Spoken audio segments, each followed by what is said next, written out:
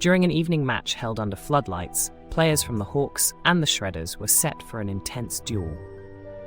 The game took a hilarious turn when a misdirected ball veered straight into the arena mascot midway through their cartwheel routine, sending the poor mascot tumbling comically.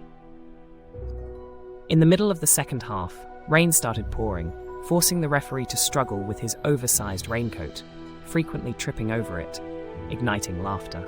Adding to the comedy, a Shredder's striker aimed a powerful kick, but instead the ball ricocheted off the goalpost directly into his teammate, who fell over in exaggerated fashion.